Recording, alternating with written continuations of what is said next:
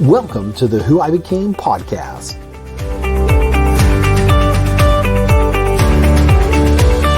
really pleased today to be joined by Paul Buckner, who is actually, Paul, you are the voice of Who I Became. Yes.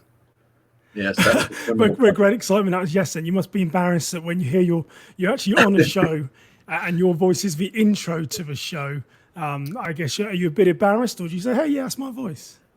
Well, it was a fun project. Usually I am behind the camera and editing, and this was actually my voice. And I love the idea of having it on your show. And normally when I listen to your show, I'm listening to somebody like Jimmy Meeks or Dave Grossman, someone of import, and I'm all prepared to learn something. And then I hear my voice, and it does startle me for a split second. Well, I guess one of the questions is it a face for radio? Is that why you're behind the scenes guy? It's probably a face for radio. I think it's maybe a face only my mother could love, but anyway. Well, absolutely not. No, you have a face for radio and a face for TV, Paul. So you'll get there. You'll get there.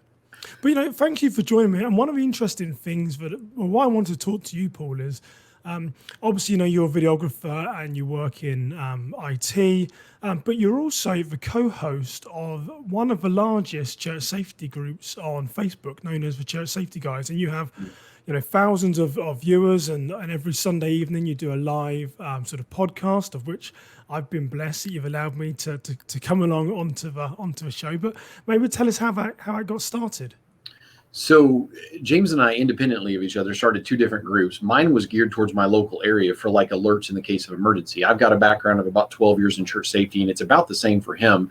And we had started them with different reasons. I had started sharing some of my experiences because I didn't want people to go through what I had gone through, which was learning from scratch. And some of it was scary, how we had to learn the hard way. I met James when he had started a group called Church Safety and Security, and that's really still the bread and butter of what we do. And so I started posting in there with his permission, and it became a friendship, which is ironic because we've still never met in person, almost 4 years in. And we got closer and closer. And then he was finally like, hey, I want you to help me administrate the group. And then it became Facebook Lives, and we started interviewing folks. And God has just opened this door now. Even more is coming. So yeah, it's been a journey. Yeah, and I mean, you've interviewed some very interesting people. Frank Pomeroy, the pastor of the Sutherland Springs church shooting.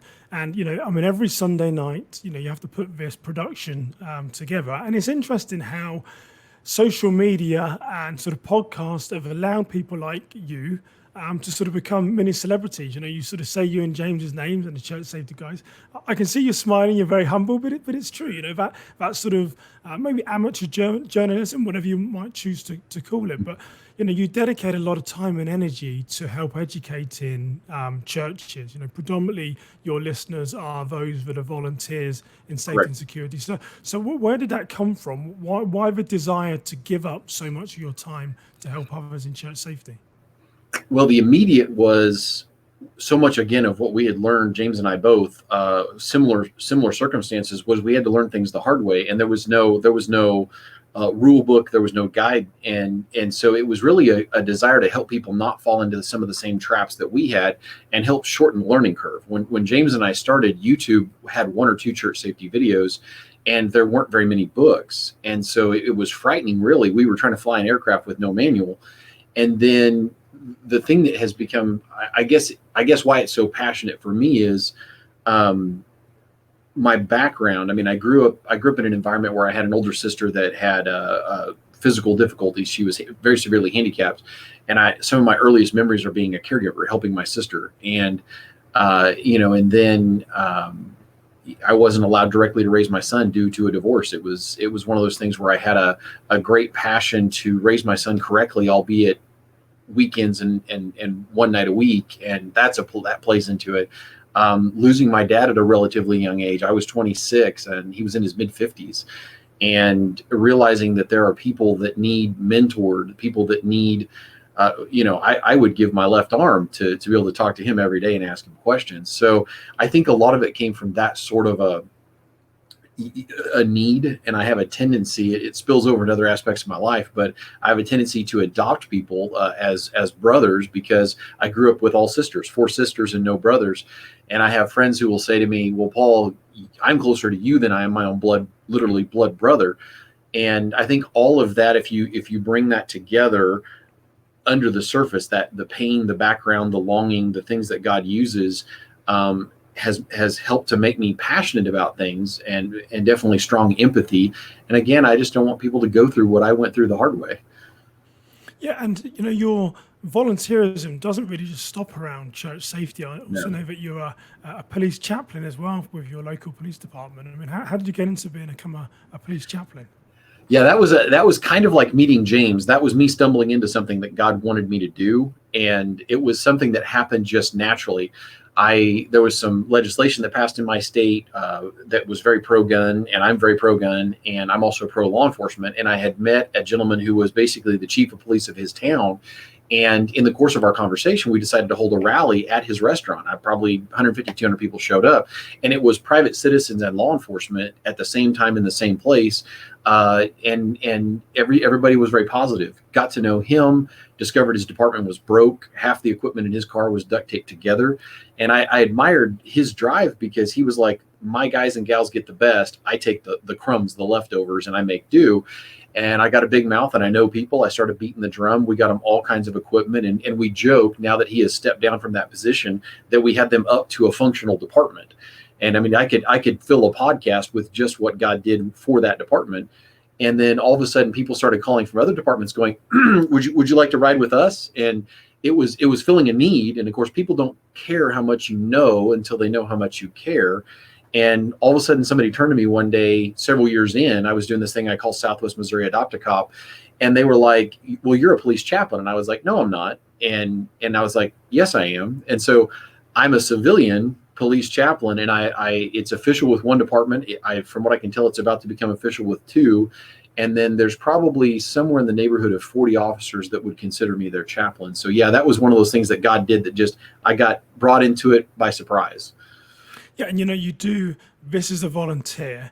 Correct. You don't have too much of a background in it, as you mentioned. You're a strong Christian, but you must have seen some horrific things in your time, or been told about some horrific things that police officers need to either get off their chest, or just sort of need some support in. So how do you deal with some of the things that you get told, or some of the things that you see?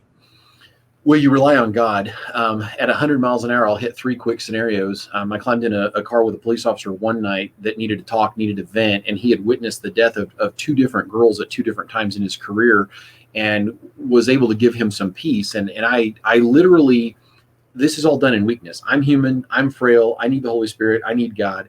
And we're going down the road, and he's talking about holding a small child as she dies. And I'm like, I'd like to phone a friend. Lord, I need your words here. And I, at that moment, I realized there were things I could say to him. And so very quickly, things like, you understand, your calling isn't medical. You're not a doctor. You're not a nurse. You're not an EMT. They were coming. The EMTs, the paramedics were coming. You couldn't change that, but you were there as a Christian. He's a believer. And you were praying with her and talking to her as she left this world. And that gave him peace. And I said, the word of God says to be absent from the body is to be present with God. We're told we are escorted from this earth, from life, as we die, to heaven by angels. And it really hit him. And I said, God put you there to be with this girl. And I could tell you a dozen stories like that, all the way over to God has put me in circumstances to either defend an officer physically, or in one situation where a man had brutalized a woman, tortured her, held her captive. I was with the officer on the call.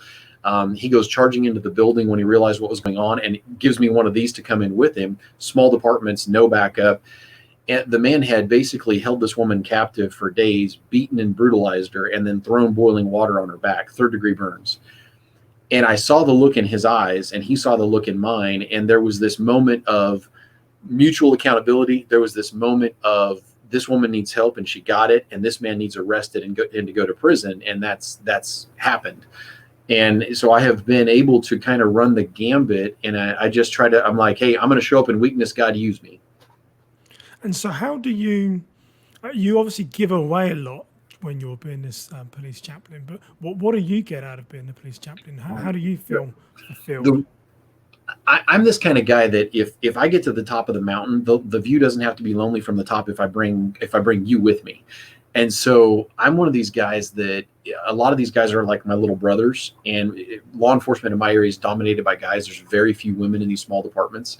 And so they're like my little brothers, and they'll ask me life advice, marital advice, buying a home advice.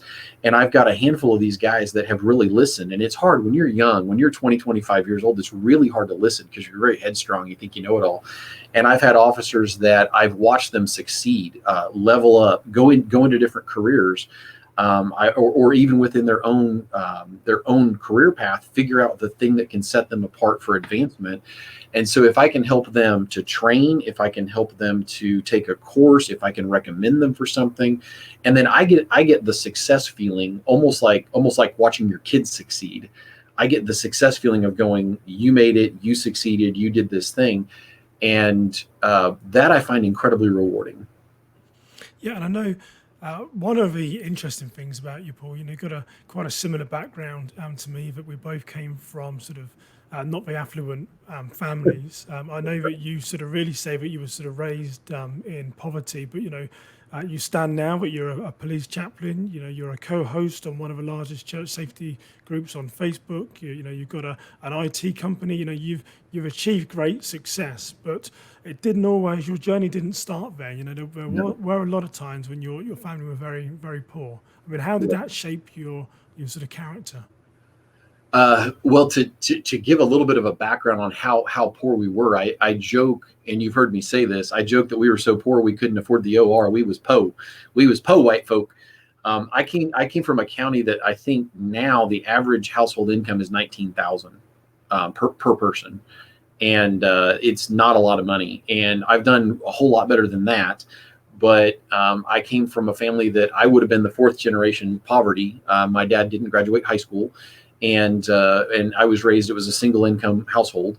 And actually, I don't think we've actually talked about this, but with my sister being handicapped, my mom was a full-time caregiver. So she wasn't working outside the home. There were things she did that helped, but my dad was the full-time income earner.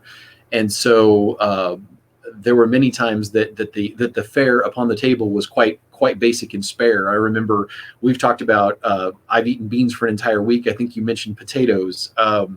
I've eaten very, very basic, and I don't think I had a steak until I was an adult, until I was a full-grown adult. So I grew up in a 24-foot square cabin, the size of my garage. I grew up in a home that I heard the wind whistle through the walls at times, the chinking in the very real cabin walls. And for instance, we didn't have air conditioning in the house until I was close. I think I was close to 10, and we didn't have running water in the house until I was around 7 or 8. So a lot of the things that people consider they consider them needs or necessities, we grew up without, and we had to level our way up to them. And so, I helped haul water to make the washing machine function, because there was a spring house about 70 feet from the house. And I remember popping the lids off of plastic jugs with my thumbs, being 6, 7, 8 years old, and reaching over the top of the washing machine to dump the water in. And you have to do that to fill the washer and for the rinse cycle. And there were many things like that. They make you more resilient. You learn to do with less. And I think you tend to appreciate the things that you end up getting, earning, benefiting from more. So somewhere in there is the genesis of where I came from. Very humble beginnings. Yeah, and I know you mentioned the county where you live has a sort of average income of 19,000. So I imagine maybe there was a lot of families or similar families to you, but were there families that were more affluent that perhaps you compared yourself to? I mean, did you look at what others had from an early age and think, I want to be them, I want that success, I want the riches? How did it shape you as you're growing up, maybe in your teens? I was blessed to have parents that knew that we had humble beginnings, but they always taught us that you can achieve anything you want. And my parents always steered me towards people who had a faith in God, a very strong Christian faith. And my dad had a peer group, probably because of his carpentry skill sets. We were very poor, but people of a much higher financial affluence oftentimes considered my dad a peer. And so I got to listen to godly men and women who had means. And I always wondered what they had. I don't know if it was a jealousy. I don't think it ever became a jealousy. I always wanted to succeed alongside them. Yeah, and I know that you, as somewhere in your teens, or maybe it was before then, you were diagnosed with dyslexia. And Yep. actually, from being a poor family in poverty, you were taken out of a school system. You were homeschooled by Right. your mother because, either the school districts had said that this one's just a wrong one. He's just no good. He's slowing the rest of the class down. I mean, there's a lot of emotions that must get stirred up by that. But your mother was your teacher, but she didn't give up on you. I mean, maybe tell us No. a bit about how that came about, how you learned, because you now have a passion for reading. I do. Well, and I owe an incredible debt to my mom. I don't think I can ever fully express what I owe my parents. And this aspect of it is my mom. Um, she came from a family background with dyslexia that was undiagnosed. They didn't know what it was back then. And when I was in first grade, the local public school district and the local parochial schools went, we don't have anything. We have a remedial reading program, and basically your son's stupid. And they didn't put it in so many words, but that's what I heard. And so I really struggled with a feeling of being stupid when I was quite young, first grade, second grade. And my mom is very stubborn in a very good way. And I owe her this debt because she made sure that from first grade to third grade, I didn't just learn to read. She had me actually reading at an adult level. I mean, you talk about like somebody giving you rocket fuel to get to your goals and dreams. And she taught me how to learn. And I actually generally can learn faster on my own than I can actually learn within a curriculum, because I can dissect the curriculum quickly. And so my mom took it upon herself to homeschool us. I was homeschooled from second grade through finishing high school. And when I went to college, and I was one of the first, if not the first, in my direct family to go to college. And the irony was I had college professors going, "Did you transfer from another school?" I mean, they were alarmed at the education I had received. So my mom took something that was very humble and turned it into an amazing opportunity. And I cannot speak to how much I owe her. Yeah, and it's interesting how we all have these different events that sort of shape our background. And, on another given day, the story could be so different, Oh, but amen. your mom making that decision to sort of, to pull you out of school and homeschool you. Some Mhm. parents might have said of a generation, I mean, I know you're 42 years old. I'm not going to embarrass you by saying your age, but of that generation going back in time, someone might have said, well maybe my son is just dumb or just doesn't know, and okay, just push through. So I mean, that was great courage of your mum to remove you from the school and to Yeah. educate you herself, knowing Yeah. that there's more to this. Because dyslexia, when me and you were growing up, wasn't that big a thing, and we're not going back that many years. No. No, and there's actually an anecdote to that. They're proving now that people who have dyslexia, they actually have high problem solving skills, and they are often extremely creative, and they often have a near genius IQ, which I actually test just under genius. So the irony is I thought I was It's incredibly okay to stupid. brag every now and again, Paul. Okay, Right. Well, I'm in and the you heard presence of me a say this. genius. I like it. You heard me say this, that your IQ is useless unless you do something with it. And True. so to be told that you have a near genius IQ is useless if you have no motivation. And so it's like a pile of firewood with no fire. And it's always fun when your phone goes off and you thought you had it silenced. The And interesting with a thing, professional, Paul. right, right. The interesting thing for me is that. In an era when people thought that dyslexia was synonymous with stupidity, or that there was almost like a mental retardation, there was like a stigma, and also in an era when to be homeschooled, people were like, oh my word, is that legal?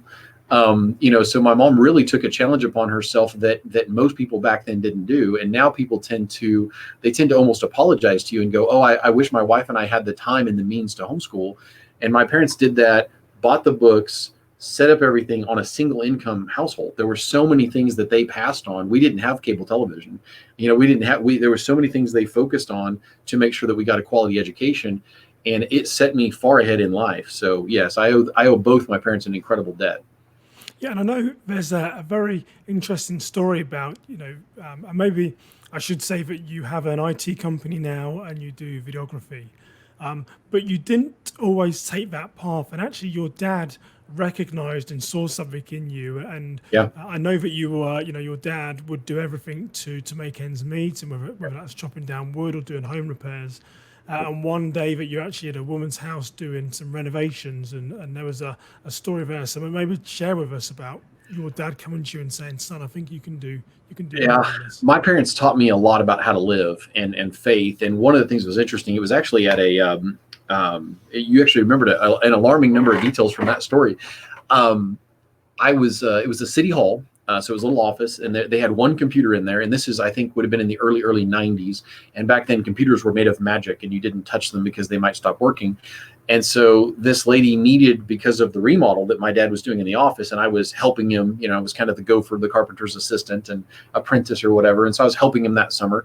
And as I'm working alongside my dad, she's like, well, we're going to have to move this computer across the room, but I've got to call our IT guy, and it takes him forever to get here. And there's one guy in the whole county. And so as she was saying this, I was like, well, I can do it. And she ended up letting me try, which is a miracle. And I took it across the room, put everything back together, which for me was no big deal. I mean, I grew up with hand-me-down everythings. It's and just plugging in cables. Yeah, exactly. But to her, it was And but so you are a near genius, Paul. So maybe that's why she let you do it. Well, so in result of all this, I put all the magic cables back where they belonged, and magically it worked. And she was completely flummoxed. She went through all the things she did with her computer. It printed, it did everything. And she turned to my dad and she said, there's one guy in the entire county that can do this, and he charges a lot of money. Your son can do this, and he's a boy. And so my dad, who was not like me, my dad was not a talker. I could talk to a post. My dad, if he said something, he had probably thought about it for a while. He was very introspective and what have you, and a much more quiet man. And he turned to me and said, I think that you could pursue a career in IT. I think there might be more for you over here. This seems to be a place God has blessed you. And I think a lot of times as fathers, we might miss those opportunities to encourage our kids. So I've tried to make that part of who I am. And so I really got to thinking about it. I already liked it as a hobby. I already liked it as a kid, and it began to make me think differently. So at 18, I began to pursue it as a career path. Yeah, and I'm trying to think of the best way to phrase this. But when you're, my sons are 6 and 9, so I'm nowhere near this stage. But for every parent, I want my sons to far eclipse any success that the world perceives that I have. But when you're stood there with your dad, and your dad is really realizing that my son can do more than me, was there any moment when you look at it, your dad thinking, I'm just eclipsing where my dad is, or there's a better life for me? I mean, you mentioned at that point you're living in a 24-foot cabin with, 5 people, and your mum and dad are struggling to make ends meet, but there's this bigger world out there. I mean, Were you taking that in? Were you absorbing what your dad was really saying to you? Because what he was really saying was, son, there's a better life than what I can give you. I mean, maybe, did you ever reflect on that? And do you think your dad ever reflected on that? I don't know what his thoughts were. I know that both of my parents always encouraged us that if you want college, go for college. We were really taught that we could self-educate. We were literally taught you can change your stars. You can do whatever you set your mind to. And I think one of the neatest things about my parents was they always talked about, especially my mom, talked about people who were self-made men and women. And so, like Abraham Lincoln or Edison or different people that had really come up from nothing. And you look at like Einstein was thought to be like mentally retarded. So was Edison. And they were very brilliant people. And so they always reinforce that, and kind of they grew us in a way like the way you would grow a plant, quite deliberately. They weren't raising children, they were raising adults, and they always encouraged us. And we got scolded when we needed it, we got punished when we needed it, we got the hugs when we needed it, and they definitely encouraged us to go for our dreams. So if I wanted to build homes, my dad was there. If you want to build homes, I'll teach you everything I know. If it doesn't interest you, I don't expect you to follow in my footsteps. Yeah, and that's a proud thing for a parent to say. And I know that, albeit you were raised in poverty, you've reached success now. It wasn't always that simple in how other people perceived you. And I know there's a particular story about you and your dad working at a wealthy man's house. And this man, I mean, even when I hear it back, it makes you smile, just because it is just shocking and horrifying. But you are 13, 14 years old, and you're around a man's house. Your dad's doing some renovations, and the man says, "You know what? Your dad never finished school, and you're poor, and no one's ever gonna like you. You're never gonna find a wife. You're never gonna go to college." And for whatever reason, this man was just pushing you down and pushing you down. for someone that must have already had a bit of a complex, in any case, I mean, tell us a bit more about that story, about how you were feeling when this stranger was saying that, Paul, you're worthless. And that's basically what he told me. Yeah, I had seen, thank God I had seen people that had money and had means and were very Christ-like, because it might have jaded me against people that had wealth and means, period. And my dad built several homes for the guy. My dad did actually quite a bit of work of remodel and additions and things. So I was around this guy a fair amount. And I don't think my dad ever really realized some of the things the man said to me, some of which were just truly, I mean, it was verbal abuse. And so to set the stage, I still thought I was kind of dumb, and I was still struggling coming out of that. And kind of had a chip on my shoulder, as it were. Well, then this guy comes along at an age when, as you would say, I was starting to take an interest in gals. You know, I was starting to eye the fairer sex and go, And he comes along and goes, "You're homeschooled. You're fourth generation poverty. Again, like you said, your dad came from nothing. He didn't graduate high school," which, by the way, both of my parents encouraged us not only to finish high school, but to finish strong and to consider college if we wanted it. And so he literally verbally attacked me and tried to tear me down, and actually succeeded. And literally told me no woman would ever want to marry me. It would be impossible for me to get married. And I spent a lot of sleepless nights really wrestling with who God said I was, who my parents said I was, and who this guy said I was. And it didn't put me in a good place at times. And I struggled a lot with forgiveness with him. And in some ways, part of my drive then was unhealthy, because it was like, oh yeah, I'll prove you wrong. You know, you say I can't, I'll go 10 times harder because you say I can't. Yeah, and I think, do you believe, or do you feel that man had such an impact in your life that he was, by his negativity, he was also a driving factor for you to say, well, I'm going to break out of this mold. I'm going to do better than what I am.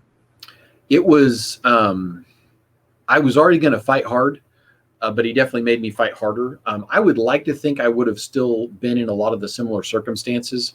Whatever Satan intends for evil, God intends for good. He'll turn it to the good.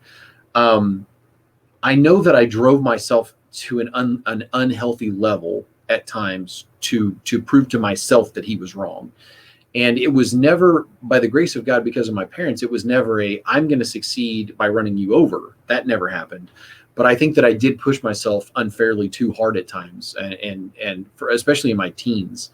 I think I told you this once. I used to win Jeopardy as a kid, sitting there doing my homework in the living room. My mom would turn on the 3 stations we got with our antenna, and I would win the adult version of Jeopardy. And in the margins of my homework, I would sit there and wager, and I would win.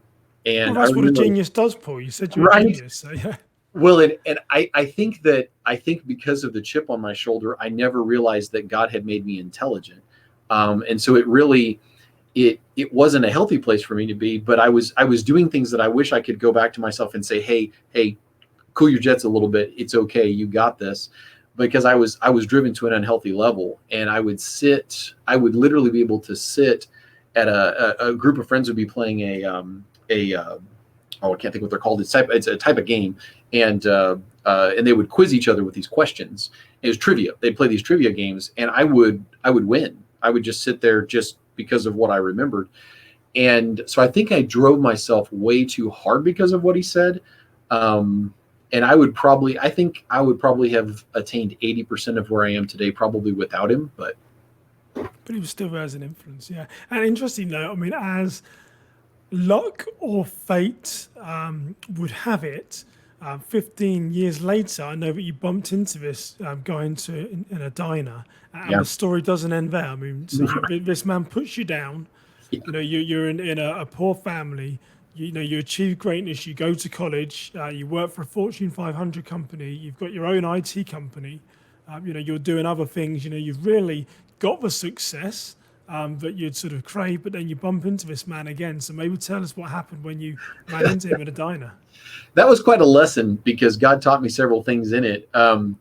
So I'm sitting in this diner, and to set the stage for this, it was kind of an odd place. It's defunct now, it's gone, but you sat communally at these tables. It would freak people out right now with COVID, but you sat communally at these tables. They were dining room tables that had been brought in. It was a very, very simple mom and pop operation. And so I'm sitting here, and the expectation was when people came in, they would just ask if they could join your table. And so I see him come in the door, and I really was struggling with forgiveness with this guy. He had, for a period of years, every opportunity he got, he had hurt me verbally. And so he comes in, and there's no other place to sit. And he walks up and he says, do you mind if I sit here? And I'm thinking, no, or yes, I do mind.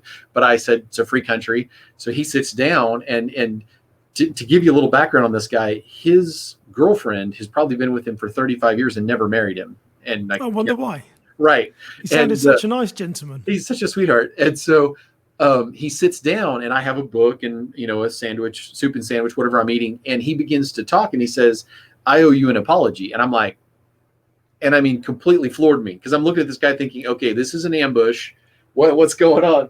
And because this was not, I would have lost a serious bet on what was going to come out of his mouth. It was a reality TV show. Someone's going to burst out, Yeah, I'm waiting for the other shoe to drop. And he says, I have followed your career with interest, which fascinates me because social media was not what it is today. You couldn't just go look on LinkedIn. And he's like, you've worked for this company. You've worked for this company. You've owned your own business. You've married a nurse. She's a college educated nurse. And of course, I've been married almost 17 years now to my wife. I think she's gorgeous. So, I'm thinking, yeah, I have done some of these things. And as he's telling me this, he says, you've got a kid, you've got a successful business. You far exceeded whatever I thought was going to happen with you. I owe you an apology. I was wrong about you. And I was sitting there like, what do I say to that? And you got to figure this guy was probably about 80 years old when he was saying this, and he's still alive. Last I knew, we still live in the same area, and I still bump into him from time to time. And I was completely flummoxed. I was, whoa, Yeah. And so I realized, of course, the Christian thing to do is to forgive. And I realized how much forgiveness I wasn't giving him, how much I was struggling. And I said, I accept your apology. Thank you. And the tragic thing was, God also showed me that outside of Christ, a lot of people are not going to change. So in the very next breath, I reach over to pick up a can of soda, Dr. Pepper, Coke, whatever it was. And as I go to take a drink, this man who was a doctor and very well-to-do goes, that's what killed your father, right? And that isn't even remotely what killed my dad. And I realized, I've got to go. I've got to get out of here. But the Lord showed me in that moment that outside of Christ, this guy's not going to change. And maybe to a degree, why did I let him have that big of an impact in my life? So. Yeah, and maybe I do like the Coke story or whatever it was, as in, that's why your dad died. This guy just couldn't let it go. No. We do meet people like that, but it's interesting in who you became years later that you could still let that go. There's some people would have either just rolled up the sleeves and would have knocked the guy for six, or thrown the Coke in his face. I don't even know what I would have done. I don't know if I'm going to confess on this show what I would have done. Right. But it would have been hard. But maybe that's you've been so used to sort of humbling yourself and working hard to get there. But I know you'd actually had a more positive encounter with another millionaire. Yeah. Who sort of really gave you some words of wisdom, which still you live by to this day. So maybe share that positive story. Well, and to go back before I go forward, I have been blessed to sit in the homes of people and fix computers for people that are in the 1% of our nation. And I've been in gated communities. I've been in the homes of several millionaires, and I've been blessed to get life advice, probably more so than I'm even conscious of. But probably the biggest one was at 22 years old, I think it was. I'm an IT guy. I'm young. I'm sitting in this guy's house. I'm fixing his computer. And he was probably more psychoanalyzing me than I realized. He's a retirement age guy, very wealthy. And as I'm sitting there, he was kind of quizzing me on things. And it was actually before I had married my wife. And he says, do you mind if I would give you some advice? And I'm thinking, when you're 22, it's hard to teach you anything. But I'm listening. I'm thinking, from a millionaire? Sure. Yeah, let's take it. Let's go. Absolutely. I'll take some notes. And so he says, and I forget what his title was, but he was part of a Fortune 500 company.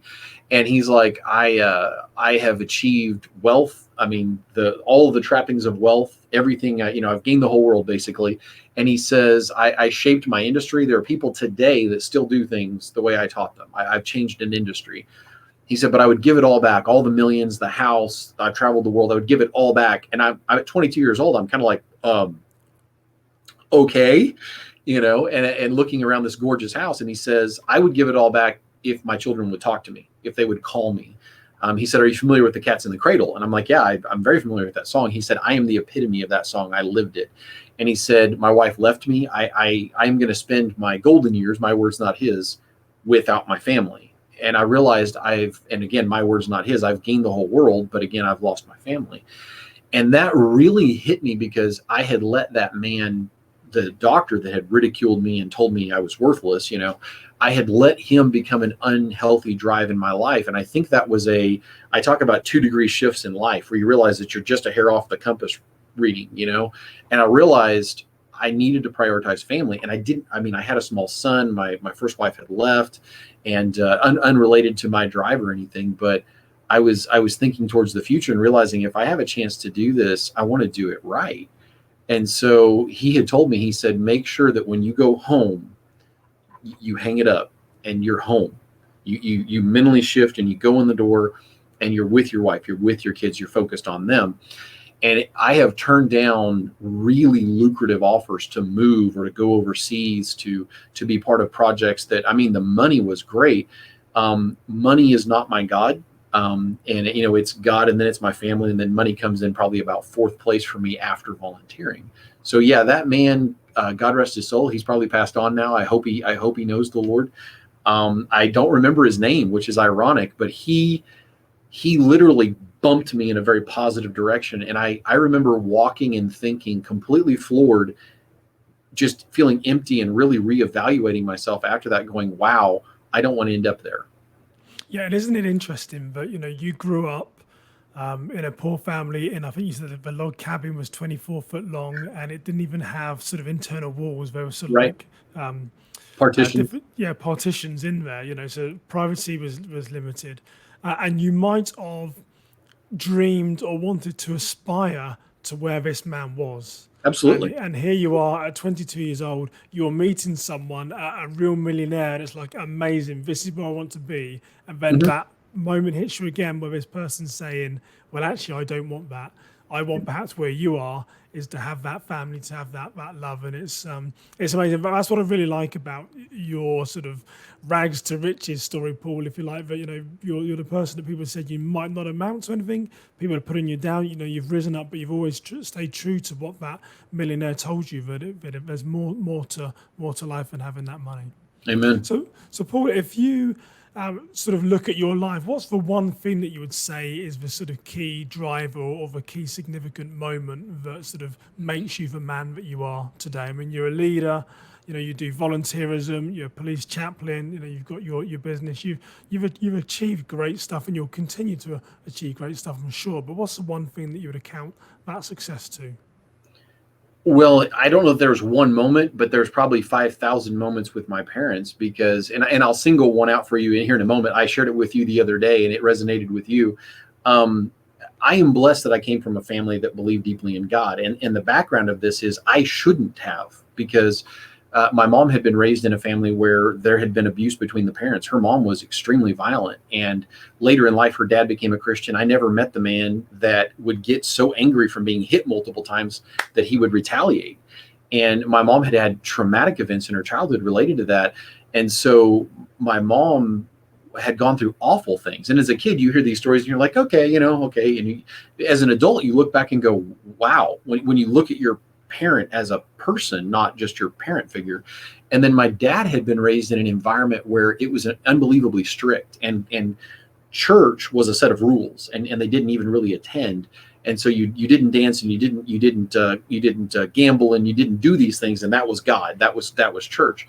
And so my dad was very against church going into his marriage with my mom. And so my mom and my dad's marriage should have been gasoline and a road flare. It should have been a recipe for disaster. And I never met those parents because, and not that they were evil or vile or awful people, they were broken people like we all are. And they overcame things through Christ. And so if there's a crucial moment that I owe who I am today to, it's the salvation of my mother followed by the salvation of my father.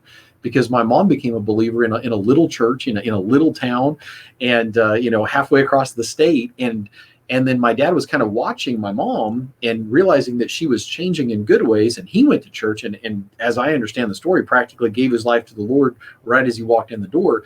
And so they began, and by the way, you asked me about a life of service. My parents went into a Christian service camp, like the summer camps the kids go to, and they ran it full time. I was actually born there on that property.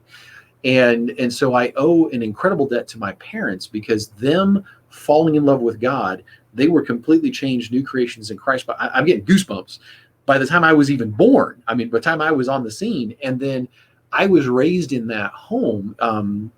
Regardless of the poverty, we were wealthy spiritually. And you asked about a singular moment.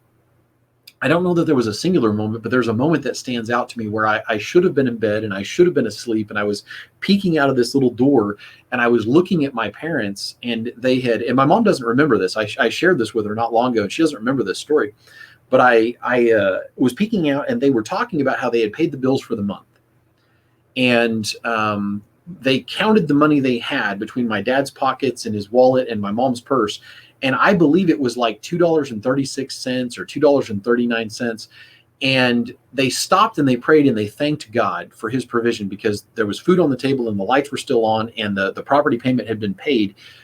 I grew up in a home where faith was a very real thing. We didn't practice it only on Sundays. And I saw my parents do things and God answer it and God bless it so many times that I grew up never doubting that God existed.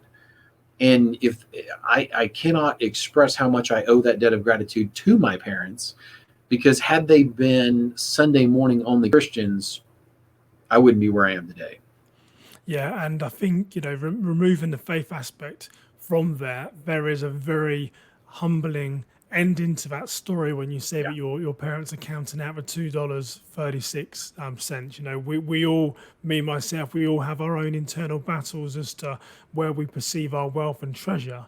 But when you hear something like that, I mean, that's, I got goosebumps hearing you say that they're grateful for what they do have, not for what they don't. So, Paul, it's been an absolute pleasure to talk to you today, and you share a bit about your story and get to know you a bit better. So with the Church Safety Guys on Facebook, how can people get hold of you if they want to learn more about your work?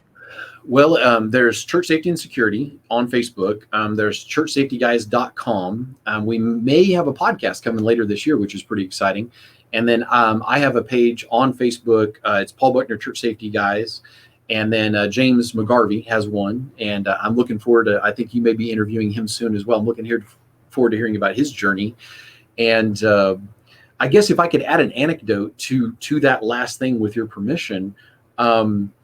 Is this about you being a genius now? No, but it is about trying to walk through the doors that God gives us. I come from Podunk Nowhere, USA, in this corner of Missouri, but God is opening doors, and God doesn't, it's Church Security Through Prevention, the podcast. Daniel says this, Daniel, and he says that God doesn't call the equipped, he equips the called. And I come from a very humble background, and I strive to stay humble. I'm a very confident person, but I'm like, Lord, I humble myself, because he's opening all these doors. And I feel a little bit like Peter. I'm coming in, wiping my hands off from being a fisherman, and I'm being asked to preach at Pentecost. God is opening a lot of doors, and I'm really excited about what the future looks like. Maybe we visit in a year and where God has taken this. So I'm really stoked about what God's got going on for the Church Safety Guys.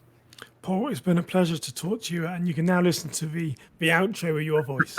Thanks for joining me today. Thank you. Thank you for joining us for the Who I Became podcast. If you are enjoying the discussions between Simon and his guests, make sure to subscribe, rate, and review, as well as share with your friends on social media. Once again, thank you for joining the Who I Became podcast.